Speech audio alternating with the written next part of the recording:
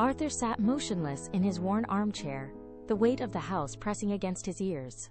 In the deep hours of the night, silence wasn't just the absence of sound, it was a physical presence, heavy and suffocating. The clock on the wall ticked with a rhythmic indifference, marking the passage of a lonely life.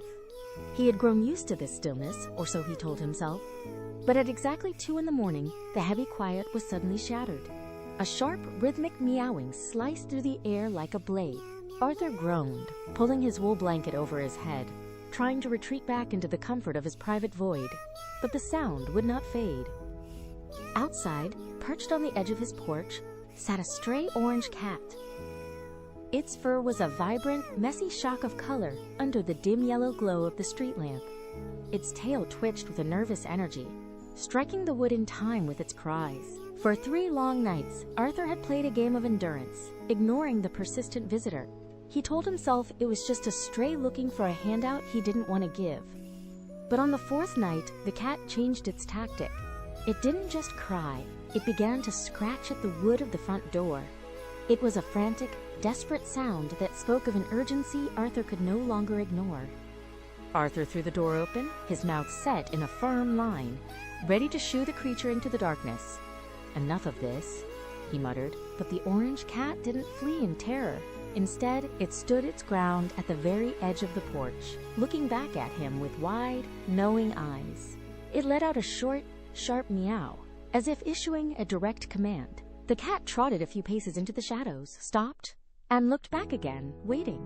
It was a clear invitation to follow. Caught between curiosity and a strange sense of duty, Arthur grabbed his heavy flashlight and stepped out into the biting chill of the midnight air. The cat led him on a strange pilgrimage through the sleeping neighborhood. They passed the local bakery, where the scent of tomorrow's bread was just beginning to drift through the vents. They crossed the dark park, where the trees cast long, skeletal shadows across the grass.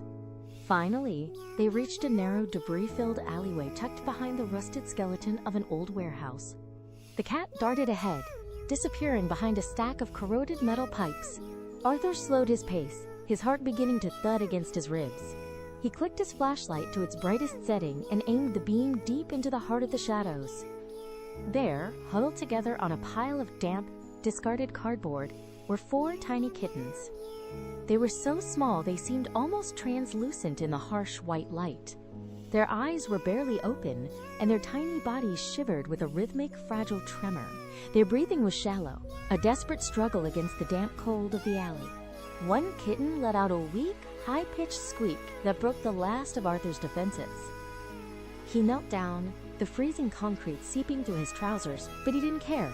He shed his heavy coat, spreading it out like a safety net. With trembling hands, he carefully scooped the tiny, fragile lives into the warmth of the thick fabric.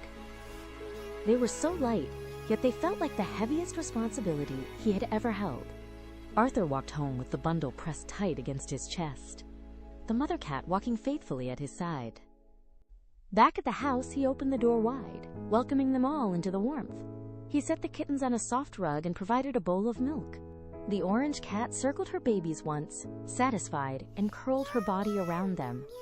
Arthur sat back in his armchair, watching the small family settle. The house was no longer silent.